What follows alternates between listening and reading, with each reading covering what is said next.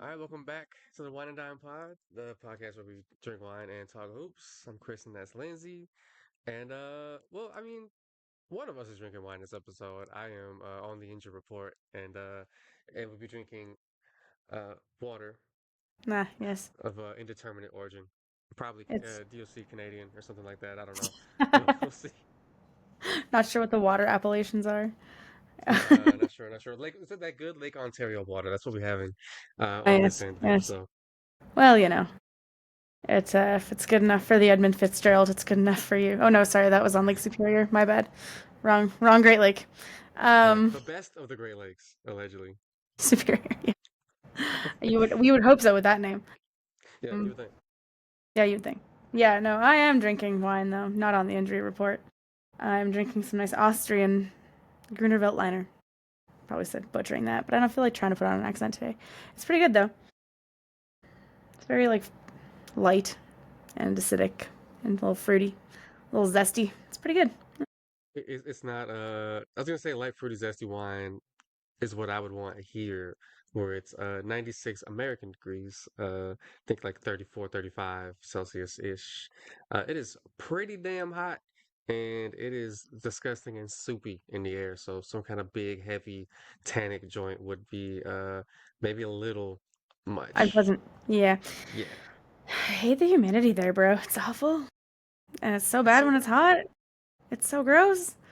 We just got over our uh little heat wave we were having, and then we had a bunch of rain in the last 4 or 5 days, which honestly has been necessary because there's been a lot of forest fires in the area. But hopefully they got some rain too. But on Saturday we got 2.5 inches of rain in like 24 hours, which is like a lot of rain for us. It was a lot. A little thunderstorm action here and there. It's been good, but it cooled everything down, which has kind of been nice because it was like 30 degrees or so for us, which is a lot, especially this early in the year. It was so hot yesterday that I pulled up to a lemonade stand and I told the guy working the stand, this is not the Canada I thought I moved to. Yeah. I mean, if you think about it though, like most of where you are in Canada is ultimately basically in the United States already anyways. You didn't go far. Yeah, Yeah, you didn't yeah, go far. Buffalo was right around the corner. Yeah, super close to Detroit. You're not very far. Yeah, shout out to the good folks of Buffalo. I will be seeing y'all in about a week and a half. So, get a plate of wings ready for me. I will bring the Tums. It's on. Perfect. Have you found good wings in Buffalo? Is it a myth or is So it a real many. thing?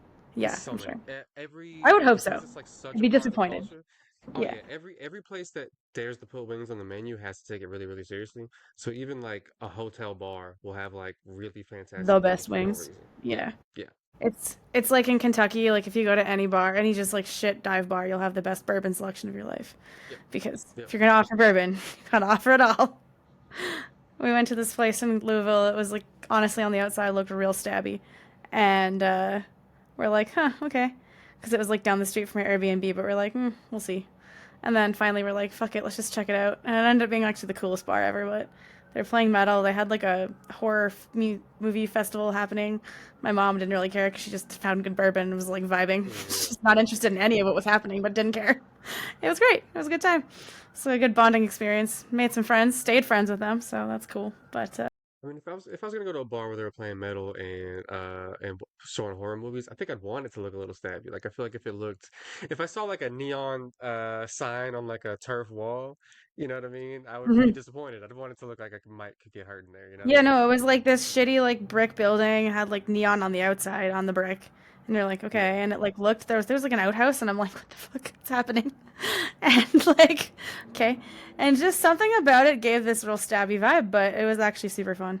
I love a good dive bar. They have good shit. But yeah, I mean, I guess that's if you're gonna be like in Buffalo, you gotta have good wings, and that kind of that tracks. Because I'm like, you never want it to be a myth, right? Where it's a thing that's like associated with a place, but in that place, it's not really like real. So that's good. It's like if you got bad beef in Alberta, that'd be terrible. You know what? I had pretty good beef in Alberta. I gotta say. I gotta say. I was not let It down. is. It is the best. Yep, it is the best. But yeah, anyways, I guess basketball. You can be let down by the basketball in Alberta. I mean, the Surge are fine, but CVL is fine. But It's running. it's yep. We do have more famous NFL players than basketball players, although Ivani Jim, Calgary legend. So, you know. Hey, some women supers coming out of Canada, man. There's been some better hmm ones lately. Like hopefully the national team takes a step forward, but not too many steps forward for regional rivalry purposes. hmm I'd still like to But see like, was don't that you want the Lyndsay? rival? But don't you want the rivalry to actually be a real rivalry because the teams are good?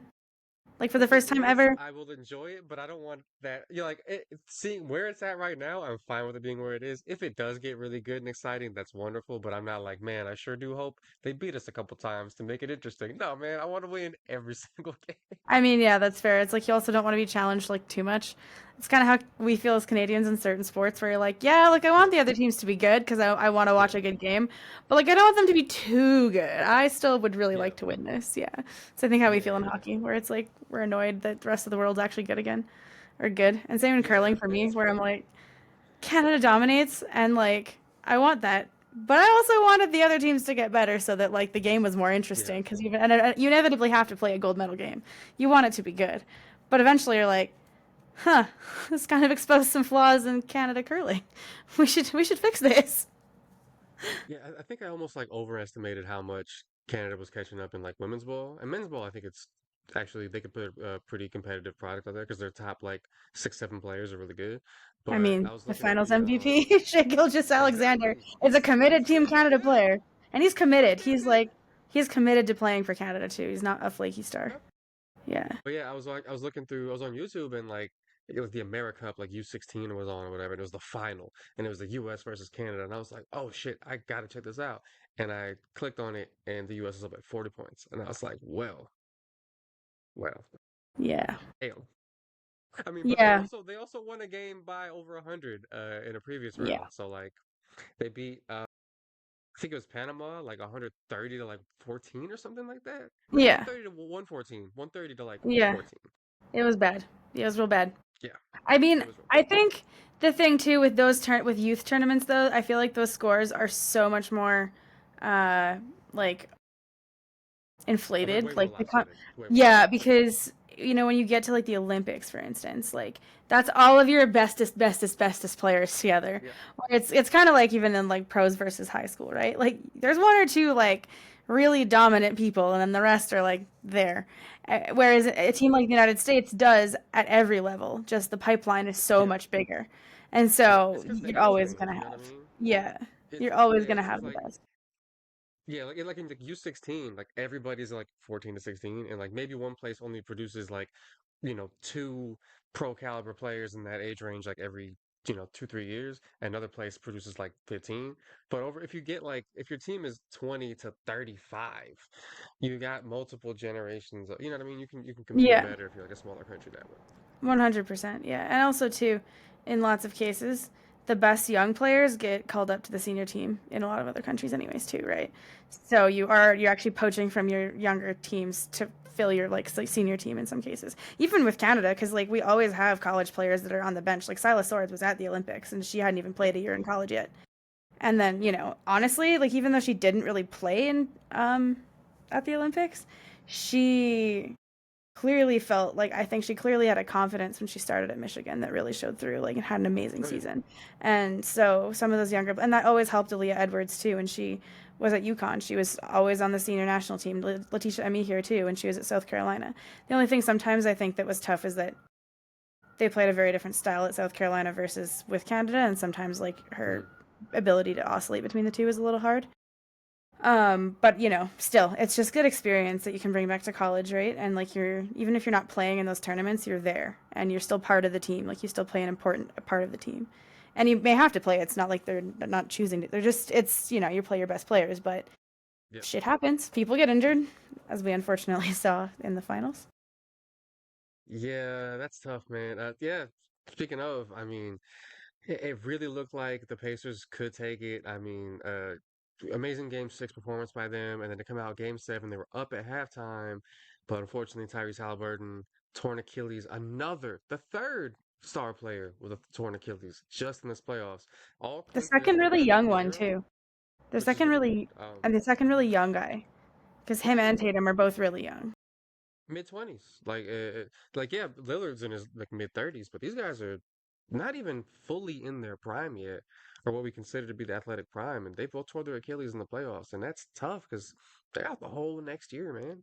First quarter of Game 7, and I watched it. It was fucking gross.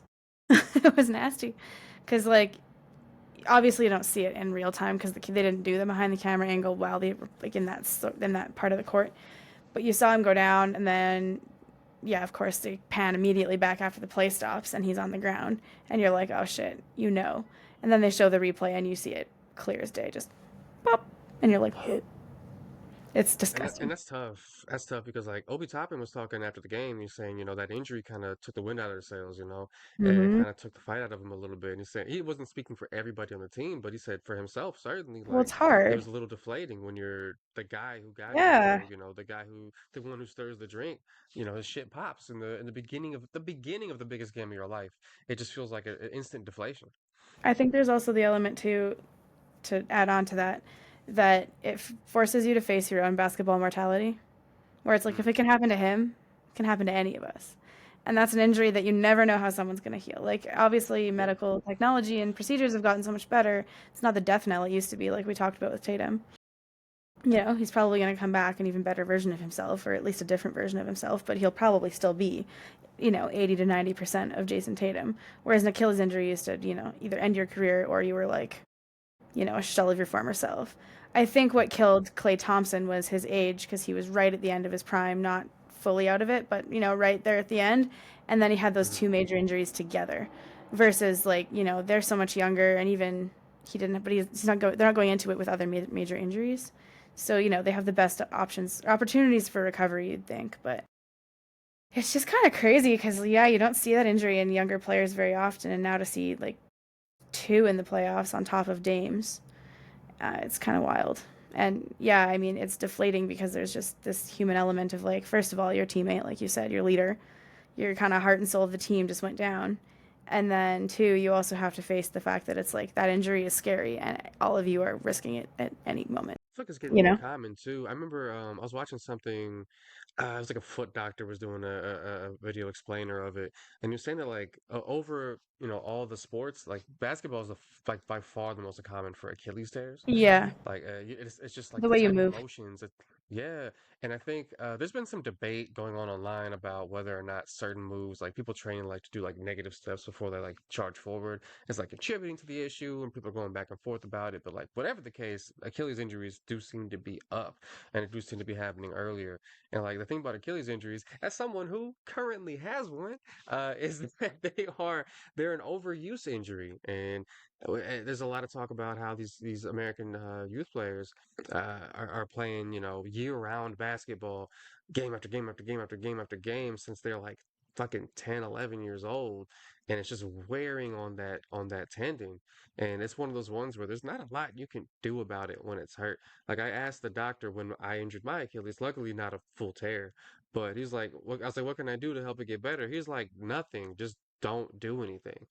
Like Yeah. there's no like special stretch, you know what I mean, You that do I your can bare do. minimum There's not walking some, and call it a day. yeah, yeah, there's not some cool workout I can do. It's like, no, man, you can't even like strengthen that shit really until it's healed.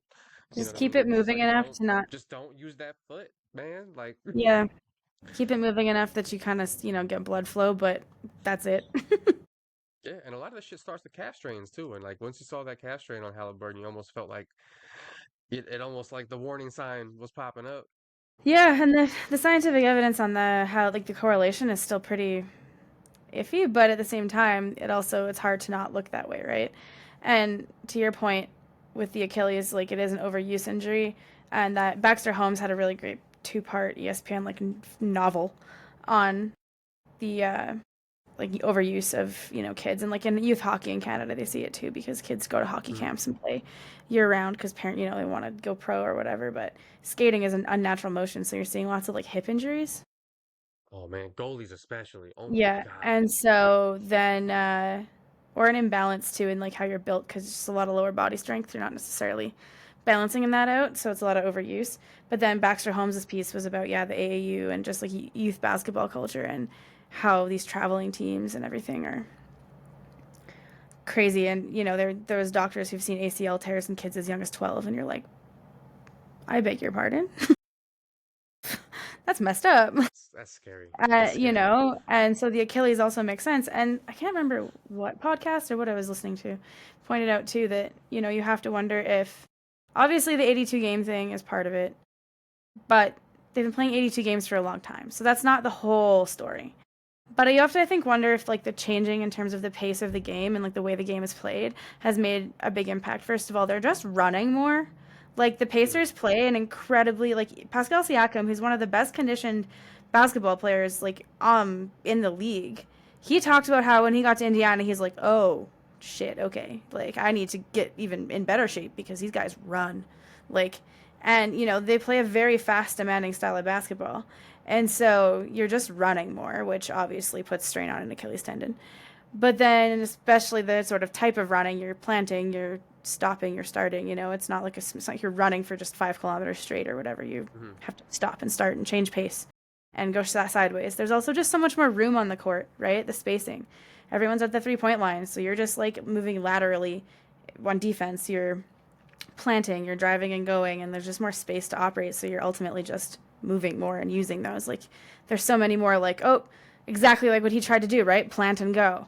That's just a common move because now the threat of the 3 point shot, people are running you off the line, not just trying to Yeah, I feel contest. like that's the motion that fucks you up. Is like that I'm digging down into the paint to stop a drive and then springing all the way back out to Yeah. contest a dude from like 28 feet.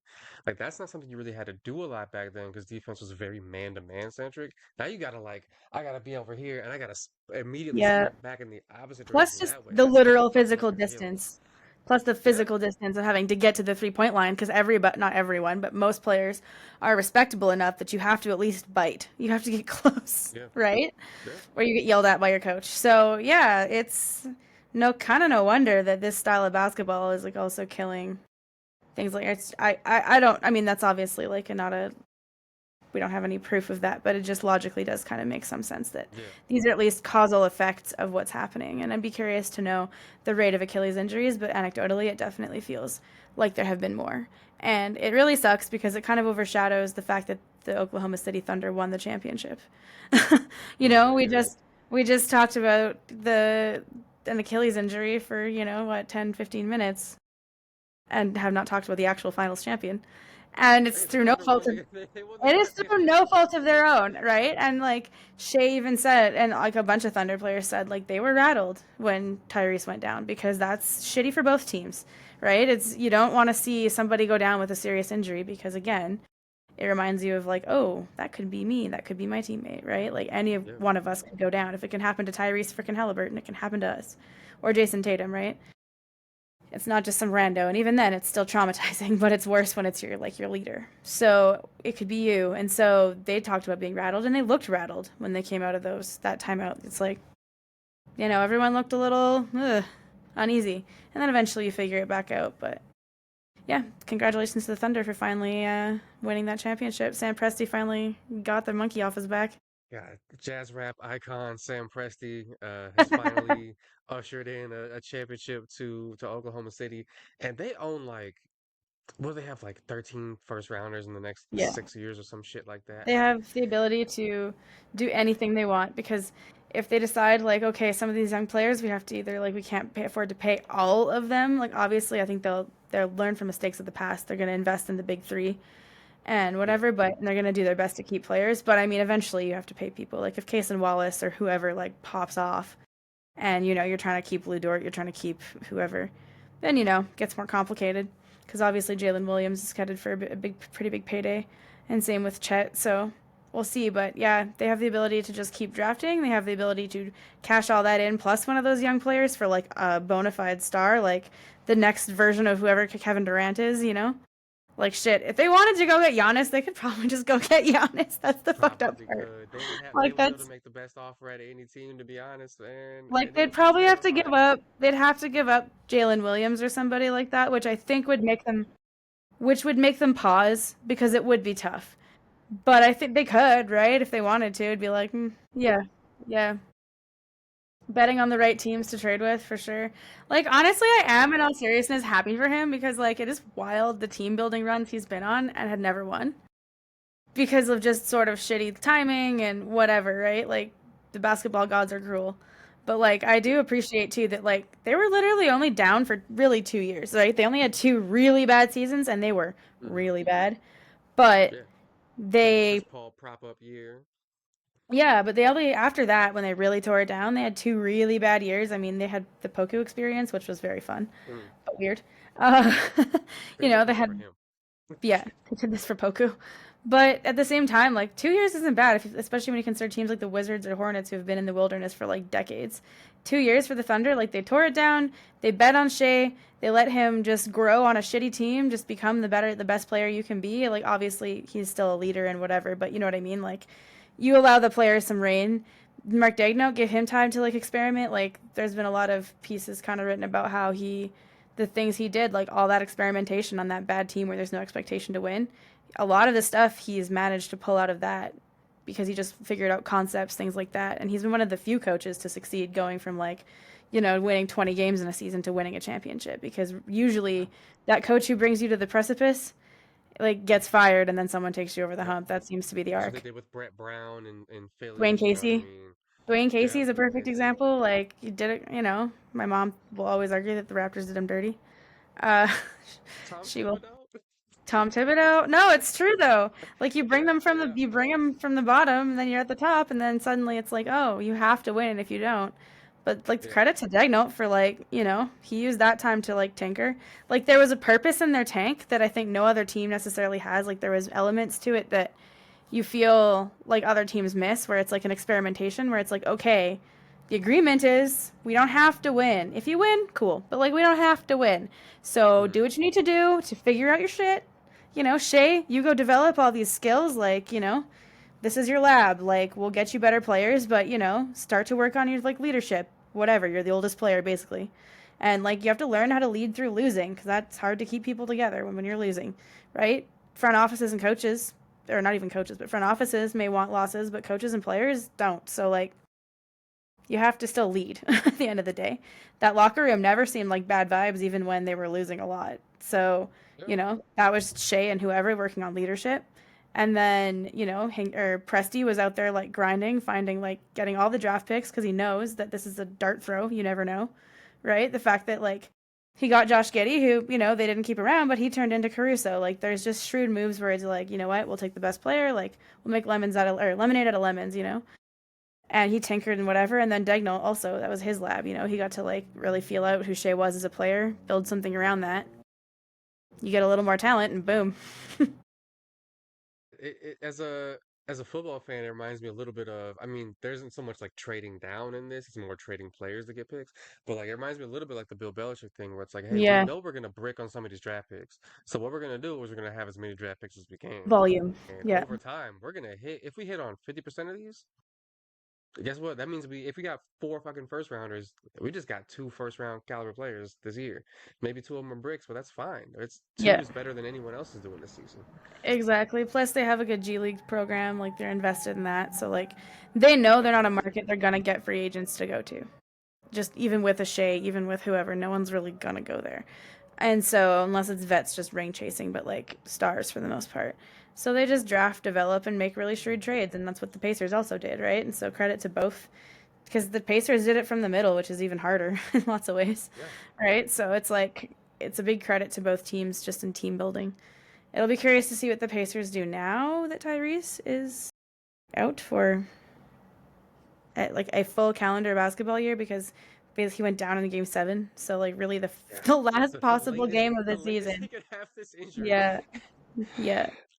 That's TJ McConnell time, man. It's time for him to run the show, I guess. Or maybe we'll see Nemhard play more point. Yeah.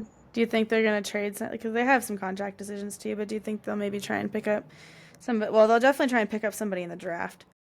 I think they'll try and draft a point guard, but I don't think they pick very high. So it's gonna. I don't know what their pick situation looks like. So Yeah, I think a lot of that it might be will harder. depend on what happens with Miles Turner, who I think is up for free agency this year. But yeah, honestly, I mean, I think there's I another feel like they'll like extend him. nobody's really old. Like Siakam's what, like 30, 31. Yeah, but Like he's got he like should still be good. his body too is like less worn because he wasn't a basketball player till he was like 18. Exactly. Yeah, I So think like that's his one of the big basketball issues. years or his basketball age is younger than these other guys in lots of cases. Like he played soccer, like he was an athlete, obviously. So he still has like, it's not like he went from doing nothing to being a basketball star, but like Yeah. non-basketball, which is good for your body, honestly. So he's a multi-sport Yeah. athlete. They're Back in a to our pretty good previous position. conversation. I think they can afford to wait on Halliburton. Honestly, a lot of the team is still pretty young. I do find it interesting though, like you said, like I don't think they really did build from the middle. Like they never. Not only did they not tank, I don't think they even had super high draft picks from other teams that they drafted guys with. Like, who's the highest drafted guy on Matherin, that team? Matherin was the Is it highest Toppin drafted. at like 8? Well, of their And draft Odo's picks, a Knicks pick. so Yeah. of their draft picks, Matherin is the highest drafted player at like 10. Or See, wait, like hold on. it's No, doable. he got drafted before that. Hold on. Oh He shit, was Jordan Poole got picked. traded. Oh shit. Where? He is going to the Pelicans. Interesting. Sorry. So Matherin was the sixth pick. Yeah, Jordan Poole's getting traded for CJ McCollum. The Wizards are sending out Poole, Sadiq Bey in the 40th pick for CJ McCollum, Kelly Olynyk, and a 2027 second round pick. Wizards going vet heavy, trying to win I I guess maybe they because think they'll earn they just the play. because Middleton just picked up his player option the other day, Of course he would. I mean, he's and not then they getting that have on the open market. Marcus Smart there. I Um, forgot about that. yeah. So like McCollum's useful there, and also I feel like they can potentially buy some of these players out or flip them. Yeah, I don't know what the Pelicans' Like plan is. They still have like a Olynyk weird. is a flippable player. Yeah, the Pelicans still have like a weird misshapen roster. The Wizards kind of do too, but I don't know, man. Maybe exiling him to the Wizards is like punishment for CJ McCollum's work with the new CBA. I don't know. Maybe. I don't know. Honestly, I don't. The amount of mental energy I spend on the Pelicans is like essentially nothing. I do not think That about sucks because that. I want that team to be I good so know. bad. Like they Me have an actual too. like unique local animal as their Yeah. mascot. They're in fucking New Orleans, which is like the coolest The city in coolest America, city, and they're just like possibly the kind of a world. nothing Yeah. franchise. I mean, I've never even been Honestly, there, but I'm willing to go out on a limb and say it's one of the coolest cities in the world. I know. I want them to be it's good. And like the Saints, like the passion they can have for a sports team, you see it with the Saints. And the yep. same owner, and she actually cares about the Pelicans to some extent compared to her husband. But like they just can't get their shit together. They even got Zion fucking Williamson. Actually, they got two injury-prone lottery picks and Anthony Davis signed him. Yeah, Kind of rough. Tough luck. they once had Boogie Cousins. That was fun too. Oh my god, the boogie. Actually, the boogie Anthony Davis, um, like year was something that was so fun, and I'm so sad that we actually didn't get to see more of it. I have no idea if it would have worked past how it worked, but I feel like it kind of could have. It was actually kind of perfect, and like whoever was coaching managed to get through to Boogie, and like it was going well, and then his Achilles popped. Speaking This of happened Achilles to Boogie tendons, and Achilles too. God damn it! yeah. Speaking of an Achilles Now tendon, he doesn't have fuck. another cool player. Now he's in fucking. Now he's playing like the Puerto Rican league instead of. Well, I think he might have gotten banned for a while or something. Uh, Because he was in China for a bit too, I think. he did some goofy shit in Puerto Rico the other. He had to issue a public apology for. Well, that's our Boogie. Damn shame. Damn He shame. also claimed on Twitter that the Phoenix Suns locker room had multiple fistfights last season, and Kevin Durant told him publicly that his source was lying. So Yeah, I it's a saw close that. round. Boogie's living a life. I saw that. That was So definitely Boogie an played in elevator. Taiwan, I think, Yeah. not in China. Oh Yeah, shit, Taiwan. Okay. I think Yeah. Dwight Howard played out there too. Yeah. One of them played in China, but one of them played in Taiwan. Yeah. Yeah. Dwight looked like prime Dwight in when he was over there. He Uh. won the point contest over there. Yeah. Oh my god. Yeah. And anyways, back to the finals, I guess. Though. Yeah. I'm happy for the Thunder. They are set up for pretty long-term dominance. More than You got any other one guy over team. 30? Just Caruso? Yeah. Yeah, and even, he played a very important role, but he also his role is a little more disposable in a sense. Mm. But I think all their contract situations are mostly sorted. I don't think they have too much coming up either. So like this team won pretty. Oh, they have Nikola Topic coming over potentially because he got injured and like he actually could just be very good.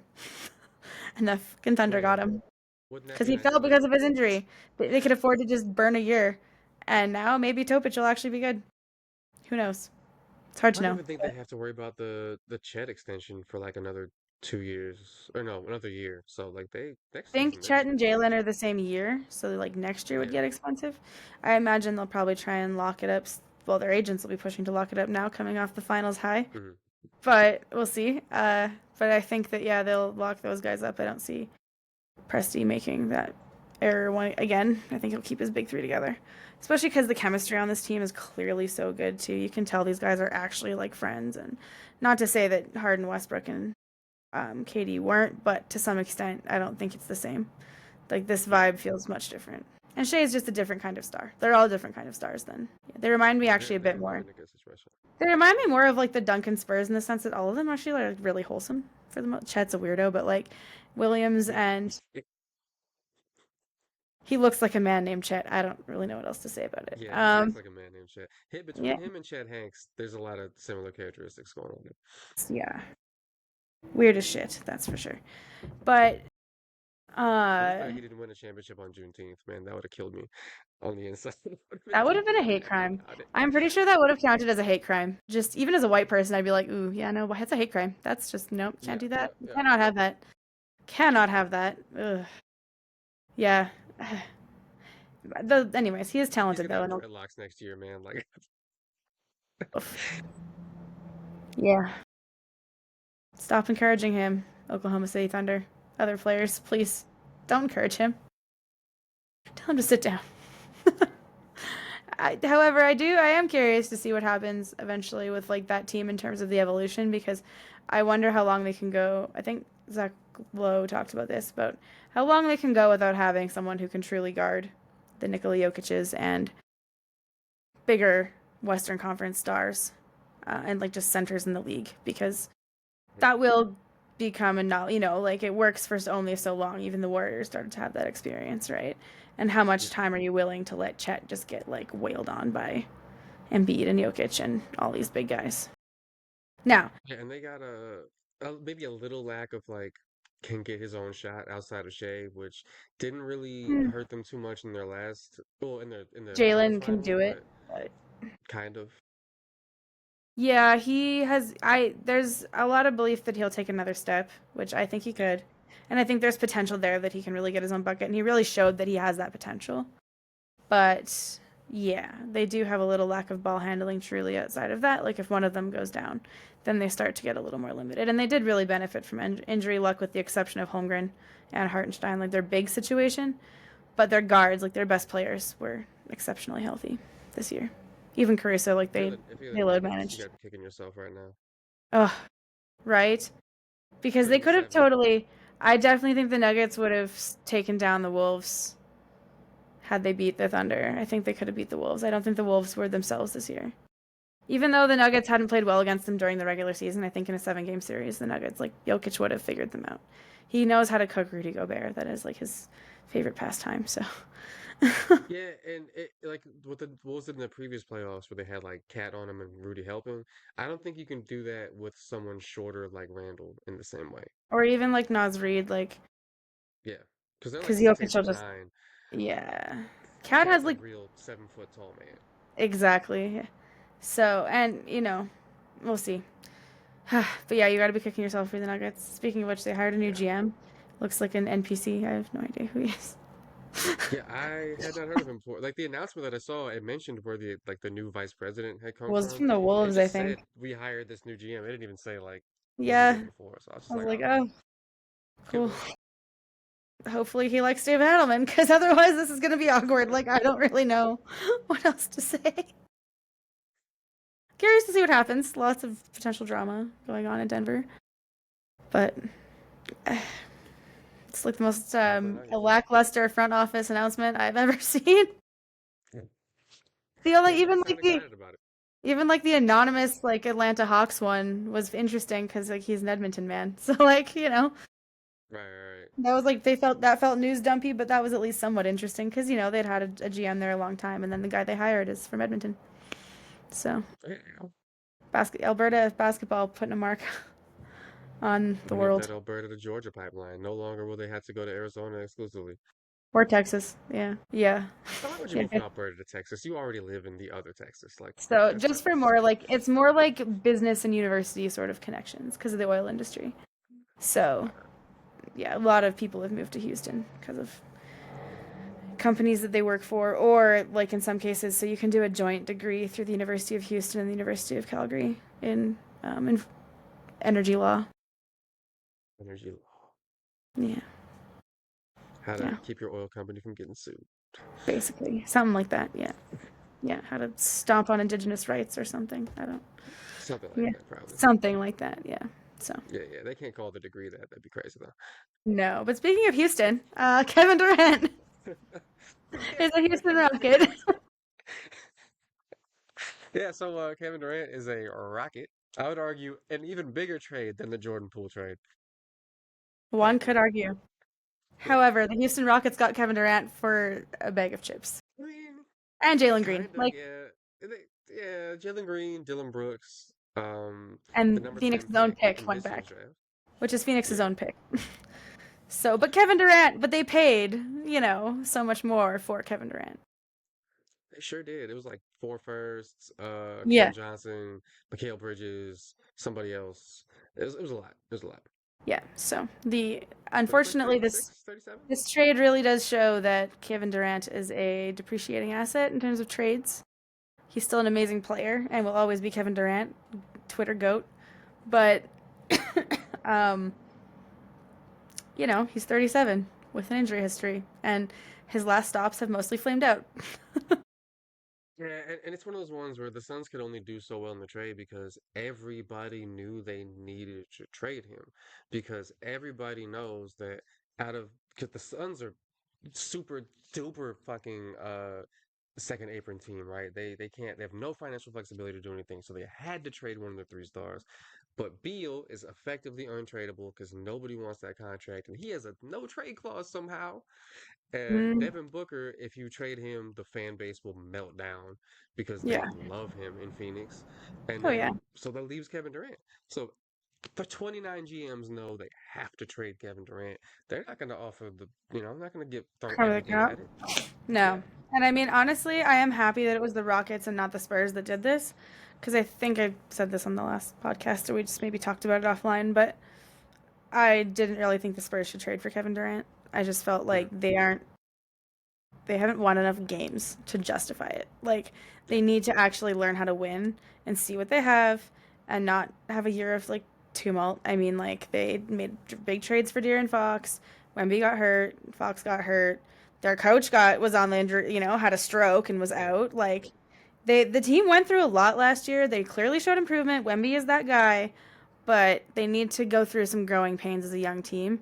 And I respect that the Spurs are like, they understand that. They're not going to rush Yeah. this. It's a bit like what the Nuggets did, where it's like, we don't skip steps. Like with the Jokic timeline, really, right? They didn't. They've kind of just like, they slowly built on it. And that's, I think, what the Spurs are trying to do. They don't want to rush things too much. They obviously want Wemby to feel like things, they're taking it seriously because, he wants to win. He's not going to tolerate losing forever. But at the same time, I think if you show improvement, that's enough too, right? Because he understands building blocks and, that kind of stuff, the journey a little bit too. You can't rush success in the NBA. You can try, Yeah. I but it think doesn't always end if well. yeah, if they were like a 48 win team that maybe got bounced in the first, second round or whatever, and like, okay, Durant can get us over the hump, but like, let's make the playoffs first. You know what I mean? Like, Yeah. let's have that happen. Well, right. Let's show this clear sign that they're okay. Now we're a team that knows how to win because you can't put Yeah. Kevin Durant. He is not the player who you can just put around with any five players or four other players. Sorry, and like just win. Right. Like he is a very moldable superstar, but he's not necessarily an elevator. So you need him to be on a team that can play around him. A little like Kawhi Leonard in that sense, where like the reason it worked so well with the Raptors is that they were a very good team around him, and so when he sat, they won most of those games because they were a very good team around him. And so you're not giving up everything to get him, therefore you can actually field a good team around him. Because as much as Yeah. Kawhi is an elevator in some senses, like he's not a Jokic, he's not one of those types of players that literally like makes, everyone around him just that much better.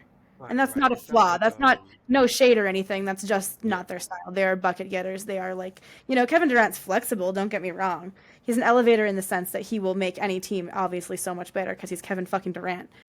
But he's mhm. not the guy who like is he's not like a LeBron or even like a Kyle Or Lowry Chris in that Paul. sense or Chris Paul where they're like getting people paid because they are just so good at making those people look good, right? That's just not Yeah. their style. Like that's not again, no Yeah. shade. That's just not their style. Yeah, we've seen like LeBron and like Chris Paul and like dog shit rosters take them to, basically make them automatic playoff teams just by nature of being on the team. Well, Whereas like yeah, a KD or like Kawhi. or somebody like or like a Kawhi would be somebody like if you have a really good team and you need them to be great, that's who you add. Yeah, But like the you have to get Raptors to were know a the good perfect. first. The Raptors were a perfect example. Yes, DeMar DeRozan was amazing, and yes, it sucked to trade him, but literally swapping them, and yeah, unfortunately we lost Pirtle for a while, but we had Jonas still, and then we flipped him for Gasol, and we had Ibaka. The team was already very good, so at the end of the day, we were going from good to great, and that is one of the hardest Right. steps to make.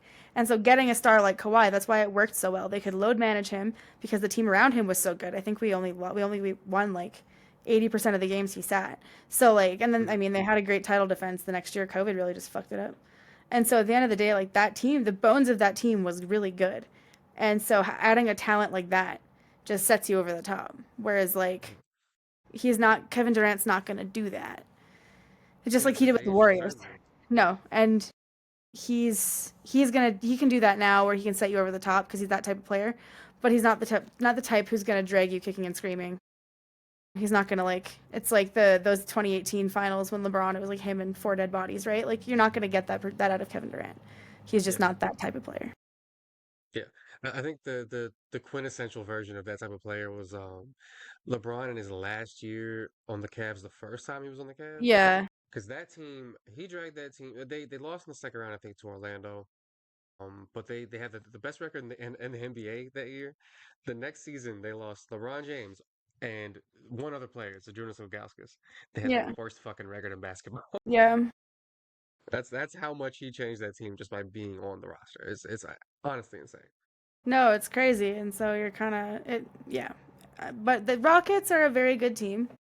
I think Kevin Durant will fit well. They didn't really give up a ton to get Kevin Durant at the end of the day, and for like no shade to Jalen Green, but he was not. He did not have a very good playoffs, and he clearly didn't have like a I don't know clear path on that roster necessarily. Whereas Kevin Durant Yeah. fits in nicely because he can play with Thompson, he can play with Şengün. He's only going to benefit from having that kind of talent. Plus, Fred VanVleet's a good point guard who knows how to, get him the ball, whatever. And they have some young talent too that hasn't even really made the conversation like Whitmore or Eason or Jabari Smith Jr. Like they didn't have to give up Yeah. any of that to get him. So, Yeah, and they and I don't think really they have got room for the number more. 10 draft pick. Honestly, they Yeah. don't. Like they don't need another They young got guys player. who They already have a made it. lot. Yeah, they have a lot. So it's kind of worth it. Yeah, I mean, they got plenty of guys who can defend and share the ball and all that stuff, but at the end of the day, they really needed someone who can say, "Hey, we need to get some tough buckets against like a dialed-in playoff defense." And it looked like Green, maybe he'll become that. He just isn't that yet. And I think the Yeah. Rockets said, "Hey, man, we won 52 games last year. Like we think that adding a guy who's crazy efficient still, like 26 points, 52 from the field, 42 from three. Put that on this roster, man. They might make some noise. And like even that Thunder team, you talk about how great they were, 68 wins, won the NBA championship. They're still very much beatable, as we saw. Two Oh different yeah. teams took them to 7 games in this playoffs, and that was Oh a yeah. healthy Thunder team. It's not like they were I was gonna missing say. guys. Yeah. Two teams took them to seven. Like, if you're Houston, you're thinking, man, we were the two seed behind them, and we had Kevin Durant. Like, why can't we beat them? Yeah, we had every I don't opportunity. necessarily think they would, but like, They could. why couldn't they, right? Why couldn't they? Well, yeah, and I mean, I feel like the Rockets would make life pretty hard actually on the Thunder, Yeah, just the way they would match up. And so, like, Yeah, absolutely. Like, there's no reason to think the Rockets can't be a very good team. Plus, they have a very good coach who is committed to like winning. He wants veterans. He wants these kinds of players. Like, to if all you had to give up really was like Devin Brooks and Jalen Green and a pick you don't really have room for, like, ooh, pretty low risk trade, frankly. But you Yeah. have to pay Kevin Durant. Not a big deal because most of their players aren't. I don't think they're super expensive yet. I'm not sure, but either way, mm, he's only going to get like a 2 year extension, anyways, probably. It's gonna be interesting for the Suns because they unlike last year when two of their three highest paid players were shooting guards, now their three highest paid players are all shooting guards. So I think they're trying to work. I read different reports. One was that they're trying to reroute Jalen Green, and the next one was that no, actually they're trying to keep him and build around him. And it's like I think maybe they tried to find a new home for Jalen Green, and all they got on the other end was crickets. Yeah, So it's it's resounding gonna be no's. interesting. Yeah. It might be a tough year in Phoenix, man. It might They be a will really tough year in probably flip Phoenix. Devin Brooks, though. Yeah, Dylan Brooks is probably Or gone. sorry, I Dylan. Jesus. I think they could probably get a good decent pick for him because he's a useful Evil player. Devin. As extra as he can be, he's a useful player. Um, I'm Especially curious to since see what they do with the he. number 10 pick. They need a center Yeah. so fucking bad. Yeah, I feel like with Dylan Brooks, I kept calling him Devin because he looks like evil Devin Booker. Uh, no, Dylan Dylan Brooks kind of looks like my cousin, which is kind of funny to me. Dylan the villain. He he's useful though, I think, because he mostly kept his nose pretty clean in Houston. Like a lot of the stuff that was extra distracting that he did in Memphis, he didn't do, and he really showed like leadership. Yeah, So I suspect that people will want his kind of prowess, his defensive prowess, whatever. And he's a decent shooter when he's hot. So I mean, yeah, he can be useful on a winning team, and he showed that. So I feel like he will get flipped, but it'll be much harder for Jalen Green. I think he needs kind of a prove it year in a new environment too. But I also think that he's worth it for the Suns to take a flyer on for a year. Like, what's the harm? yeah. Uh, who knows They what have what the nothing in the role, how they're pipeline. gonna juggle the roles, but it might as well. He's at least talented enough. He can show Well, up against Beal the minutes probably and will be against hurt and somebody won't else. play most of the year. Let's be honest. So, Yeah. yeah, It's super interesting for the Rockets. I think they're gonna look pretty good. Honestly, I think they're gonna be pretty good. And for the Suns on the Dylan Brooks thing, there's always playoff teams who want a physically strong 3-and-D wing who can go out there and do some, role player shit at a high level in the starting lineup. Like there's always somebody who wants that. There might even be some teams who want Grayson Allen, who not this last season, but the season before that, like led the league in 3-point percentage for most of the year. So there are probably some teams who want him too. yeah. I think they're gonna have to tear it down on the margins in that sense. Like, try and get what they can get for veteran players like him, and try and get a little younger, but not too uncompetitive. Is sort of the balance they have to strike. They kind of need to do what Indiana did, where you know you go through a little teardown. Maybe you're kind of shitty for a year or two, but you're still there, and then you can actually be good again. By the time Booker's 30, they can put something good on the court again. Because I would hate to see him eventually just like give up and be like, hey man, I gotta move on. And I that don't would want kind to of see a suck. That would suck don't for want the to see another fans. Dame situation Yeah, yeah, where he tries to stay loyal for too long, and kind of ruins his chances at a championship or whatever. yeah. You don't want to see him like 33, 34, be like, all right, man. Like obviously it's not gonna happen. So hopefully the new GM is creative enough to find some ways to make them respectable on the court in the meantime, and then hopefully when Beal's deal is up, or maybe that number 10 pick really pops. Maybe they get that 7-2 big man from Duke, and he winds up being a star. Like you never know. You can get a really good player at 10, and this is a pretty good draft. So Is that the Sudanese guy? yeah, yeah.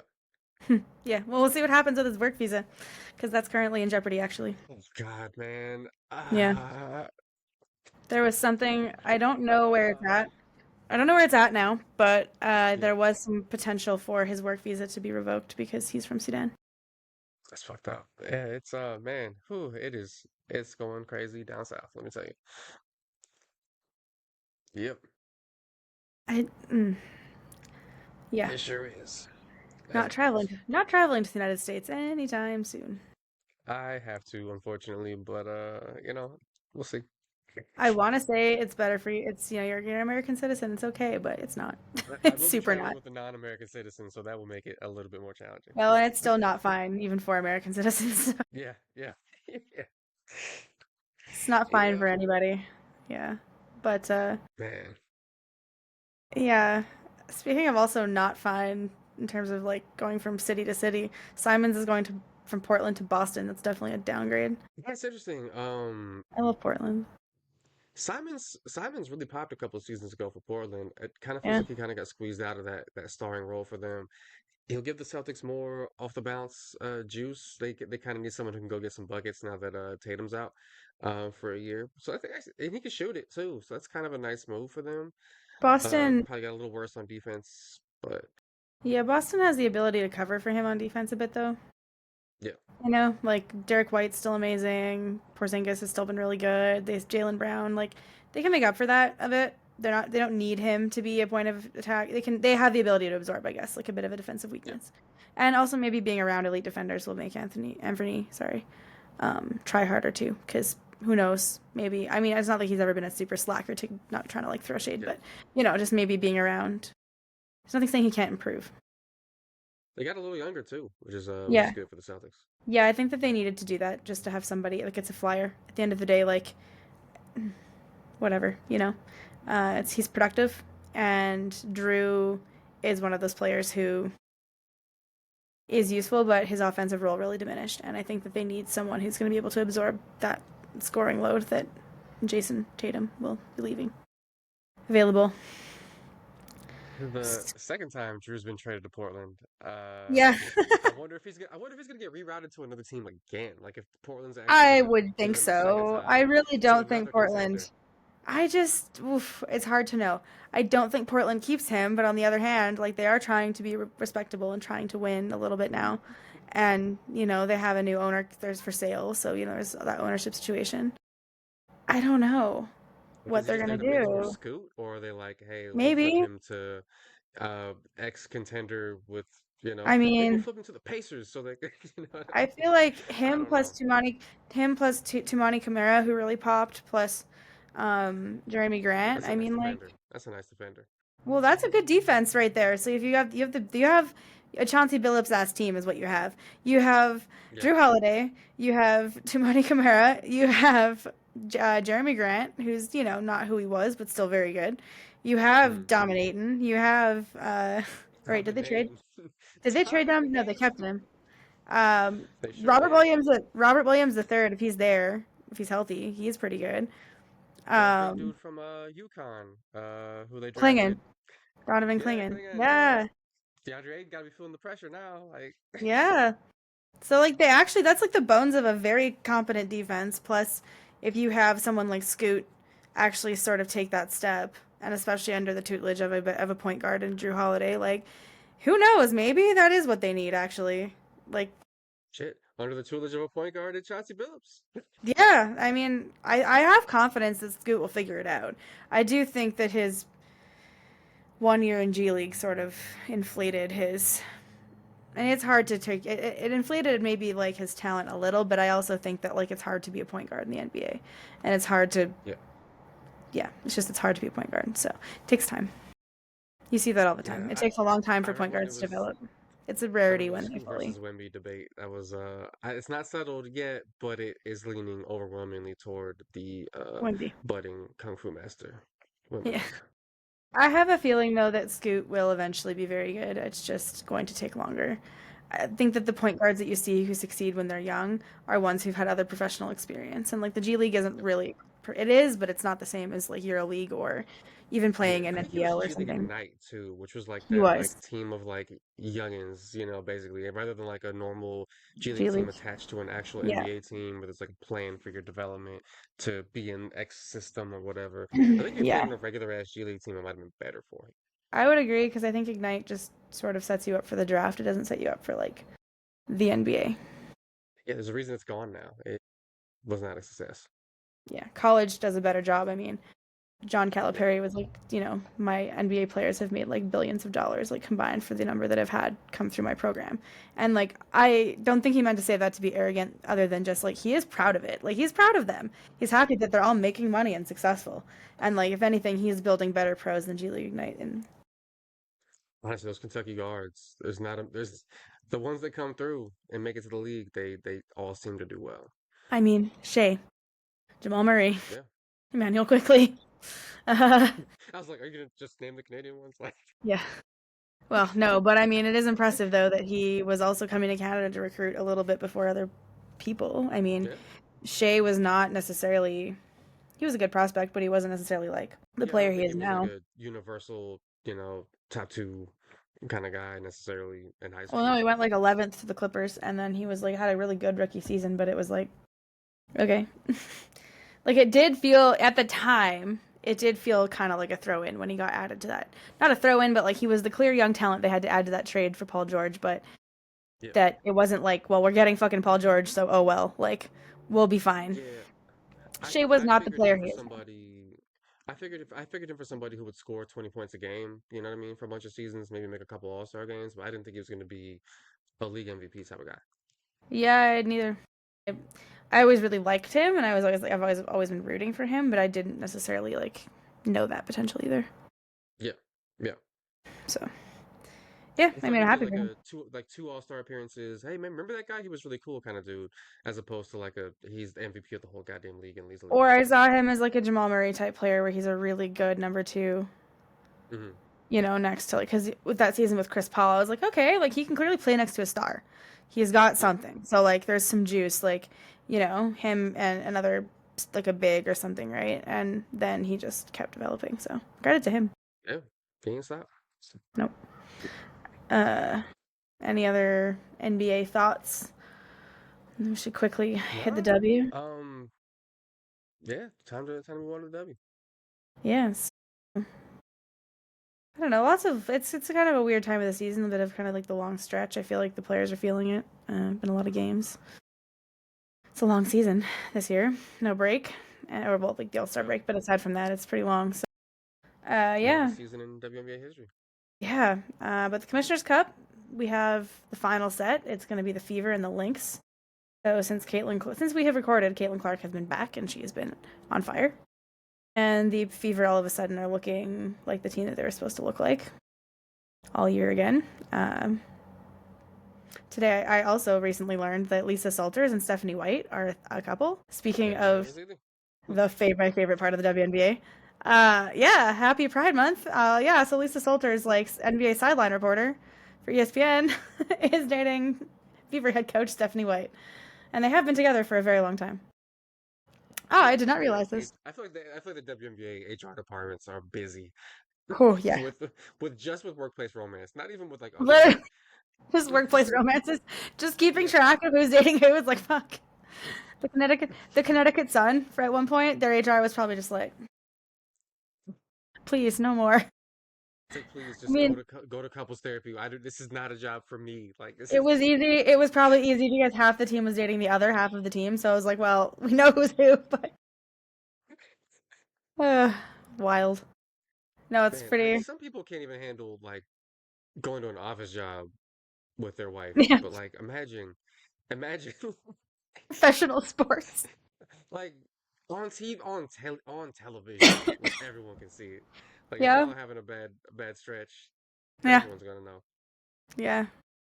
Well, I mean, it's not She's the been same. gone all game. She's been home. Yeah, right? Like, because it's awkward. Everyone knows. Yeah. Mm. It's like dating opponents almost feels even weirder in some ways. Like it's like at least if you date your Yeah. teammate, Well, it's your like opponent in the same Dewana direction, you're on the same team. Dewana and AT now being on separate teams, or like Nalissa and Yeah. Dejanay finally getting to play together again. Because they played together at Baylor, but since college. And actually, yeah, it's really funny. I love it. And then Please draw a AZ matchup between Tawana and AT, man. That'd be beautiful. AZ Fudd is they've officially hard launched her and Paige. Uh, Ooh. yeah, AZ had a Paige Becker's girlfriend phone case in a photo. And then there was Okay. another photo of Okay. them next to each other, and someone's left like they left no room for Jesus because they were like Yeah. And That then is adorable. when they played the Mystics, so Georgia Amore gave AZ Fudd her jersey, and AZ Yeah, wore Amore's jersey, and Paige was like, "What the fuck?" It's amazing. so good, so good. Yeah. But yeah, no, the Lynx and Fever for Commissioner's Cup, I think it'll be good. So the Commissioner's Cup game has sort of been like a foretelling of what's coming for like the finals. So I don't know, maybe the Fever are actually gonna make a run this year. We'll see. But curious to see how they do in a game that actually has like big stakes.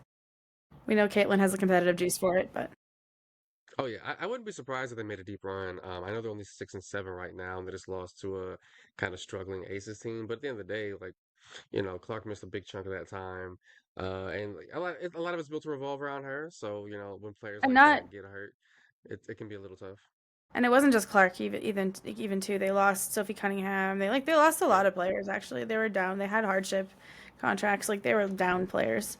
So yeah, I agree. I think now that they're healthy and I mean Sophie's back to mid-season form in terms of fighting people. So man, Sophie is probably the least liked player by WNBA players, but she has a sizable fan base among like people like viewers. You know what I mean? Which is such an interesting place to be in. I don't think I've ever seen anyone so universally disliked by her peers, but like it has so and much like a support. I mean, they're large trying to and make her like a also media darling. Like they have but her also on like like a large portion of WNBA fans don't like her yeah, either. And every that's team she's on interesting. is just like Sophie, and everyone's like, They had her on like Suns post game stuff. Like they're really trying to make Sophie Cunningham yeah, like media personality a she's thing. in a lot of Fever like content, especially because her and Lexi Hall Yeah. like really look alike, which is weird. And Mhm. they keep comparing them, and I don't know how Lexi Hall feels about that. I would really like to know. Lexi Hall with two master's degrees from Stanford. Yeah, please stop sending me your Sophie Cunningham hate mail signed Lexi Hall. You know. Yeah, I don't know. I'm curious. Their fan bases are very different people. Yeah. At It's least interesting. their college fan bases. Yeah, women's college basketball has an interesting contingent of fandom that you don't see as much in the W. But now that it's starting to creep in there a little bit more, which is deeply fascinating. Yeah. The moral of the story, though, is that the NBA needs to be gayer because the WNBA is definitely like leading when it comes to this kind of drama. Society got to advance, man. We gotta pull Boys, together the as boys need people. to get it together because, like, could you imagine like NBA free agent drama and like all the like tension that's always around the NBA, but added with there's also relationships at stake because the boys are fighting? Oh man. Oh man. I Elite. very much look forward to that day. Because I'm not gonna lie, it does add a depth of enjoyability to the WNBA that like the Yeah, yeah, basketball is already amazing, but the off the court shit is so much fun also because it also has on court implications. It's amazing. It is elite entertainment. And if anything, it's like I actually kind of love it in a way because it's a very like open way about talking about the fact that like most of the league is queer, but it's yeah, also not like making fun of it. Like it's definitely like yeah. validating it without making fun of it either or Right. like being like oh it's so catty or oh it's like just women like it's actually like Yeah, no this is amazing like this adds yeah, content and we love it like and it's been really cool for like seeing that younger generation be like no like this is good we don't want necessarily to see like the league campaigns be those traditional like straight kind of like we're trying to hide queerness and hide like blackness and right, hide right, those things like the younger generations are like no we want all the tea like give us all of right, it right. and it's kind of nice to see so it's fun. It's dope. Some of the joke content is hilarious too. Like I saw a post. It was like it was one of the Unrivaled teams, and it was like, oh, congratulations! Like they're the gayest team in Unrivaled, and it was like the six players headshots, and it had five of them, and they had the sixth one, the one straight player they had I across think their that was chest. Lexi. It's just It was Lexi Hall. that Or it's shit was like so funny. Asia Wilson every year gets a pride cake for her prideful homies as she calls them and every year it's like more and more like flamboyant. It's amazing. It's great. It's I don't honestly know if great. she's getting them cake this year though because they have not earned cake. The aces are like broken. Hey, I mean they're on a one-game winning streak. That's something. There you Yeah, go.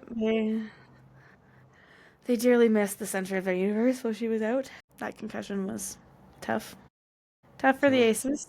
Yeah. tough. Yeah, yeah. So, Um, speaking of the W, so you're a Sky fan. There's been a lot of consternation and debate about Angel Reese and her role and her level of ability and all that. She pulled herself a little triple double recently. Maybe possibly turning the corner in some ways because they're using her differently, or is it just this guy needs some hope.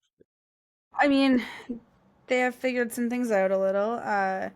But yeah, they've given Angel Reese the ball. She's been playing kind of a point angel style in more of a playmaking role, and she's been really good at it.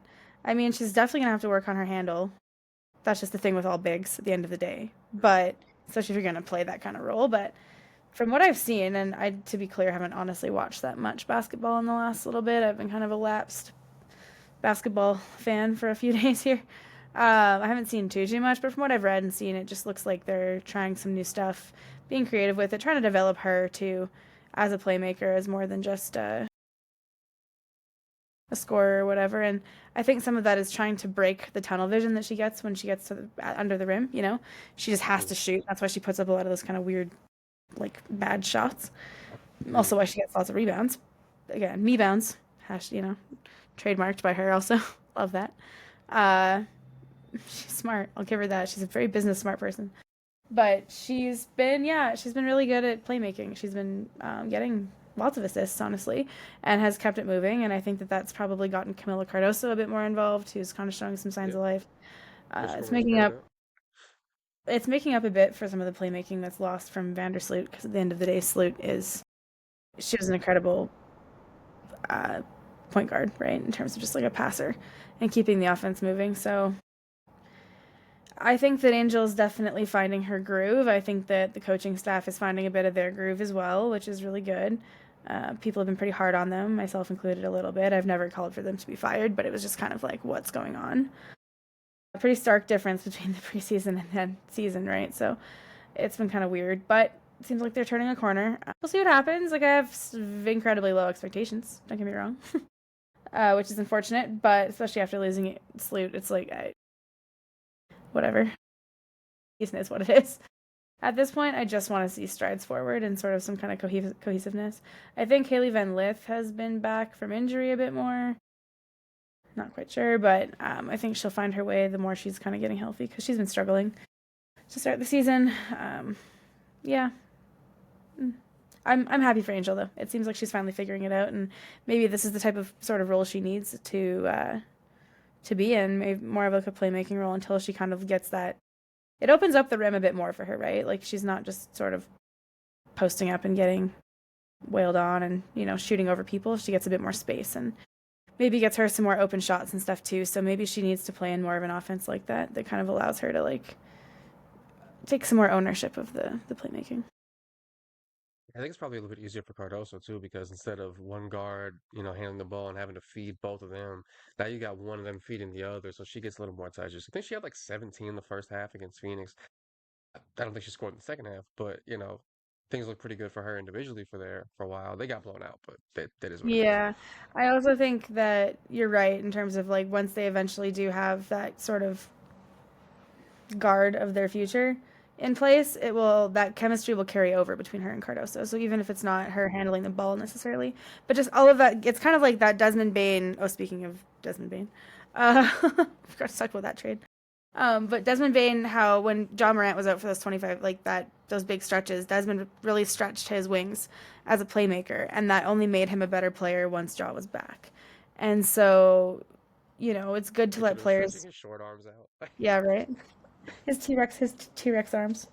Uh, I can't even judge. I don't even have super long arms. But anyway. Mine are pretty short actually.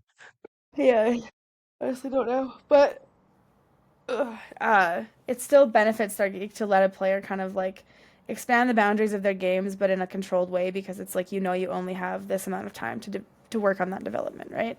And eventually, it's not going to be a permanent role, but it's like we're putting a timetable on this of like we're going to work on this, and then once we find this other piece, and things are going to evolve, but those skills kind of do last. So I have some optimism that like and Tyler Marsh is a developmental coach for sure, so I'm hopeful that we start to see some development ultimately. I think so. And like it's shit like this where trying new stuff, putting players in new roles. Like you're in kind of a low stakes environment right now. I might as well let them stretch their skill sets a little bit. And can pay dividends long term. It's like when kids That's put the ball in Giannis's hands. You know what I mean? Like, yeah. That's what Dagnall did for those 2 years. That they were cheeks. It's like cool, you're Poku, go do stuff. Like or like, here's Shay, go do whatever, go score, please, because you're the only person who can on our roster. Like, and now when they have other players, like, he knows how to get buckets, but so same thing. I think this will only benefit Angel and Camilla even. So seems like the engagement's been a little bit better. Winning a little helps. So we'll see. But maybe there's some hope. Maybe this guy, maybe this, better vibes than like the 0-5 start or whatever it was. yeah, maybe the skies are starting to clear a little because it was a little dark. Yeah, But yeah. yeah, the Valkyries though, they're not broken. They're dope. They're so much better than I could have imagined. They very much don't suck. It's they. I mean, they still have a bad offense, right? Like they're like Mm, dead yeah, last in three it's point kind of shooting in the ugly. league, but they're winning games, and not because they can fucking coach. She's got them play, and they have winning record. They're 7-6, sitting in a playoff spot. I think we saw this like team with like leftovers and thought they'd be pretty bad year one. Like I thought they'd be Yeah, comfortably the worst team in the league. Nah, man, they're solid. They'll beat you. yeah. You can't go in sleeping because they'll kick your ass. Like they're definitely a feisty team. They're definitely not a team that I mean, who knows? Maybe they'll actually make the playoffs, but like they will have limitations on how far they can go because they just can't score. But at the end of Yeah. the day, like, yeah, they're feasting on laziness. Like teams who are coming in lazy, coming in expecting to win, they are feasting on that, and they have a really good home environment. They have a coach who clearly Yeah. knows how to squeeze, every last drip of talent out of everyone. Who makes them? They play together. They're pretty. They're absorbing the loss of some of their players to EuroBasket and still winning. It's been crazy. Really impressive. And yeah, I think they lead the league in attendance too. And like if you're gonna put a new team in a place, you want to capitalize on that first year of excitement. The fact that they probably gonna make the playoffs is it's like a dream if you're Yeah, if for you're the sure. Valkyries owners. No, for sure. Um, but yeah, any other WNBA thoughts? Your Man, Mercury, they're I pretty on mean, fire. man, Continue. playing six rookies, we're 11-4, one in New York. It feels pretty good. Feels pretty good. Gotta say. We're heading pretty strong into the WNBA All Star break. I think we're gonna take a little break, a little summer vacation. I'm actually going on vacation for a week, but we're also just gonna take some time. So, uh, yeah. So this will be our last episode for a few weeks. We'll probably be back after the All Star break, kind of like late July. So about a month. Just take some time away, get Chris off the injury report, try and heal those God. wounds. Yeah, and I don't know, kind of looking forward to a little. We're a year-round podcast, so I feel like we deserve a break. It's hard, apparently. It's hard work. But no, we'll definitely be back in a few weeks. But we're still gonna be posting on social media. We still have stuff coming down the pipe. We're doing a crossover episode with someone else, so that will also be coming out in the meantime. There will be content, but we are taking a little recording break. Yep, yep. Gonna come back fresh, ready, relaxed, gonna be I'm out here stretching, all that good shit. Yeah, Hydrating. feeling healthy, preparing ourselves. Yeah, whole new roster of wine. Hopefully LCBO's buyers are doing the same thing, preparing, resting, That would be lovely. ordering better things. Uh, yeah, that would be ideal. But we'll see. We'll see. But in the meantime, yeah, follow us at wineanddimepod on Instagram, TikTok, Twitter, the bones of Twitter, whatever's left there. We're still there. Threads, if you're a threads person, I Yeah, guess. threads. Uh, Yep. Still not on Blue Sky. We'll get there. But follow us there. We'll still be posting things and share the podcast with your friends. Yep. Give us a rate, give us a like, a review, whatever. Doesn't even have to be in a particularly informative review. You can be like, hey man, talk about whatever you want to talk about in there. Mm-hmm. I've had people complain about my voice once, and I was like, I don't know how to fix that, but thank you. Cool. Thank you so much. It's really useful feedback. For sure. Yeah. Yeah. Super constructive. Cool. Well, we'll see you guys in a few weeks then. All right, till next time. Later.